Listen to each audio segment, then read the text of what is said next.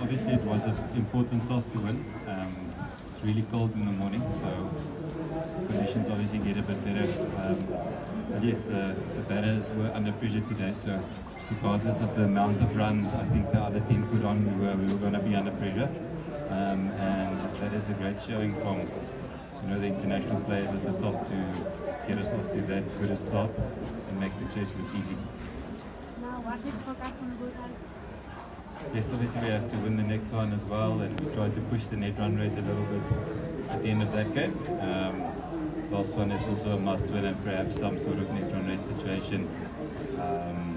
Lots of things that are not in your control, the other games, the points around the other games. So we're hoping for the best, and our curve is definitely going upwards. I've even felt after losing the last game that we're still, because we're quite a young team, especially our locals are very young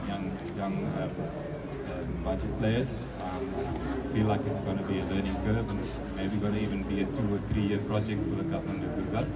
But in saying that, in this tournament there's already been that in development, and if we can sort of take this momentum and hopefully make a playoff spot, then I think we're sort of peaking in the right direction, going in the right direction with all that momentum into the playoffs.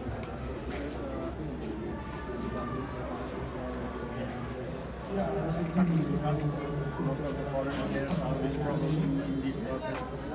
What do you think? Is only wicket or condition? Yeah, I think obviously the challenge for international players, for foreign players, is to adapt to the conditions very quickly. You come in here and perhaps not everyone played a warm-up game. You can only do so much in training, but you need actual games to get used to the types of surfaces, and then the surfaces change as well. So you need to do that very quickly, and I believe the teams that are at the top of the points table got their combinations correct with the types of skill that they chose in left and right hand batting combinations in their international slots and in their local slots. So you need a very well-rounded squad here. It's conditions that's very much suited around spin bowling, obviously, and with that you need finger spinners and wrist spinners, but you need finger spinners turning it mostly away from the bat. There's no secret in that. For us, that's definitely something that we can do better. Is the way we play left arm spin, because we don't have any left hand batters. So that pressure is on the overseas batters and the batting unit as a whole to combat left arm spin and the ball turning away on spin friendly conditions. But the boys did it really well today with the types of shots they decided on taking, the types of options in the power play, and when we set the power play foundation, we could just cruise the game over. Was there any over in the plan to finish the game within this over?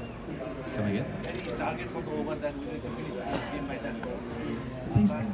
I think once the game got safe, like 20 runs or so needed, I think that's when myself and the captain just looked at each other and said, I think this is when we need to really be positive if we are to stay on in the tournament. So at around the 30 run mark, that's when we decided we're going to try. So must be relief from the today's performance, Yeah, definitely. especially at foreign. Yeah, definitely a lot of relief because it's no secret that you're under pressure if you're not in the top 4. And obviously there's lots of expectation, owners have expectations, and you have to live up to that or not. And I was really glad to see how the foreign players handled it today, and they need lots of